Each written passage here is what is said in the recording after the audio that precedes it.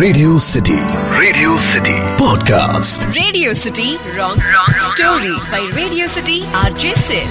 FM అంటే radio city 91.1. నేను said welcome to another episode of radio city wrong story. అటు Hollywood, ఇటు Bollywood, ఇటు కాలీవుడ్, అటు టాలీవుడ్, అన్ని వుడ్ల సినిమా స్టోరీలను తీసుకుని దానికి క్రేజీ రాంగ్ స్టోరీలు అద్దుతూ నీకు విచిత్రమైన ట్విస్ట్లు ఇస్తూ క్రేజీ ఎంటర్టైన్మెంట్ ఇచ్చుడే నా పని రేడియో సిటీ రాంగ్ స్టోరీలా.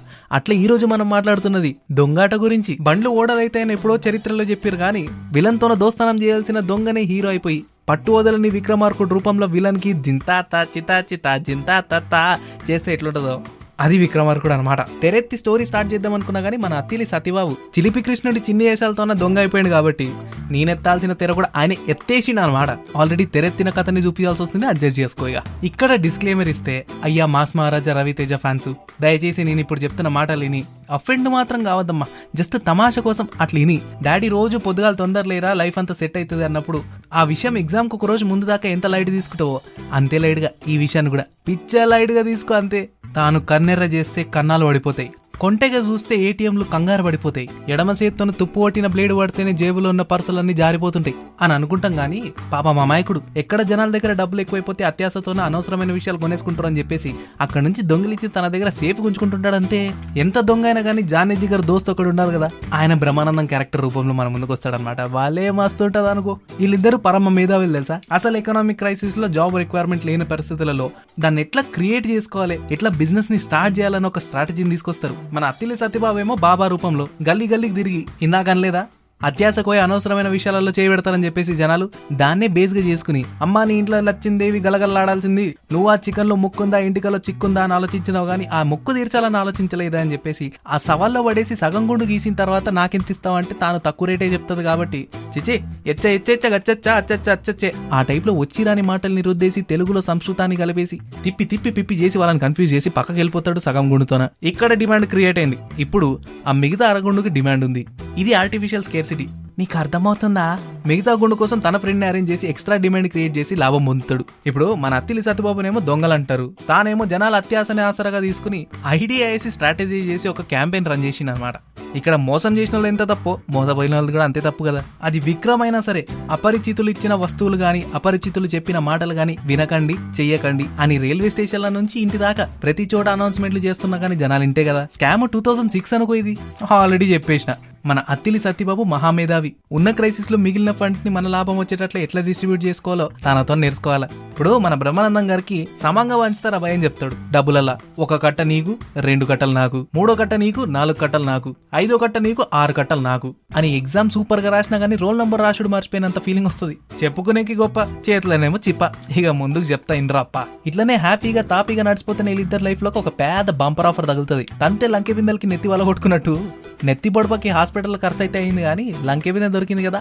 ఆ టైప్ లో తాను ఎక్కాల్సిన బస్సు లేకపోయినా గానీ బస్ స్టాండ్ లో వీర తిరుగుతుంటే ఒక రిచ్ లేడీ అంతకంటే రిచ్ డబ్బాతోనే ముందుకు కనిపించి, మీకు ఇద్దరికి చూస్తే నాకు అమాయకులకి ఆధార్ కార్డ్ లాగా కనిపిస్తుంది, మే అభి తోడే కామ్మే జాకే ఆతి తోడా మేరా పెట్టా దేక్తి అనగానే వాళ్ళిద్దరికి నాయనా లడ్డూ కావాలా నాయనా అన్నంత ఆఫర్ దొరికినట్టు యా అనుకుంటా పాష్ గ్యాగ్ చేసి ఆ మటు పక్క పోగానే పెట్టా కట్ట కట్టి చక్కేస్తారు. ఇక మన అత్తిలి సత్యబాబు పెట్ట తీసిన తర్వాత అతి వినయంతో అన్ని మంచిగా కనిపిస్తే సమంగా వంచుకుందాం అనే థాట్ లో ఉండగానే పెట్టెలకెళ్ళైతే మామూలుగా బంగారు కోడి పెట్ట వస్తుంది కానీ ఇక్కడ చిన్న పాప బయటకు వచ్చి మన సత్యబాబుని కాస్త నాన్న అని తగులుకుంటది.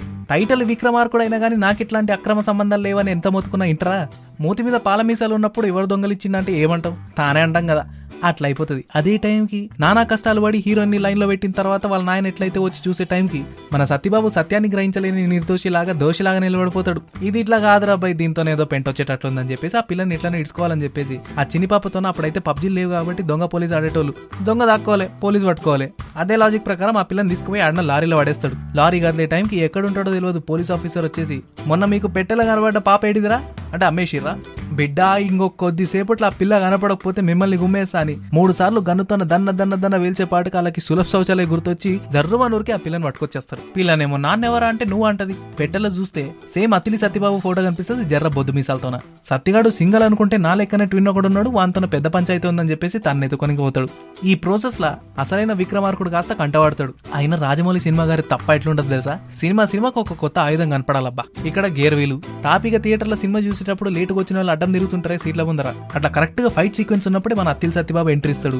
రియలైజేషన్ అయితే వచ్చింది కాబట్టి ఈ పిల్లకి ఫాదర్ తానే అని చెప్పేసి కన్ఫరెంట్ చేసి ఆ పాపని ఆ బాబుకి ఇచ్చేసి కలిజాల మహేష్ బాబు లాగా సైడ్ అయిపోదామని ఆలోచిస్తుంటాడు కానీ పాపం అసలైన విక్రమార్కుడు అక్కడ డ్యామేజ్ అయ్యి పడిపోతాడు. ఏందా ఇదని తెలుసుకోనికి అతన్ని హాస్పిటల్ అడ్మిట్ చేస్తే తెలిసేది ఏంటంటే తనకి హెల్త్ ఇష్యూ ఉందని, కొద్ది రోజుల్లో చనిపోతాడని, పిల్లకి తండ్రి లేని లోటు ఉండకూడదని చెప్పేసి తనకు తెలవకుండా ఈ సేమ్ ట్విన్ ఫాదర్ తోనే తలగిచ్చేస్తారు ఈ పోలీస్ ఆఫీసర్లు అంతా కలిసి. ఇక పాప బాధ్యతలు తీసుకున్నప్పుడు దానికి లింక్ అయిన ఫ్లాష్ బ్యాక్ కి కూడా పోవాలి కదా. సిన్సియర్ పోలీస్ ఆఫీసర్ మన విక్రమార్కుడు బీహార్ లో ఒక గలీజ్ విలన్ రూల్ చేస్తున్న చోటికి పోతాడు.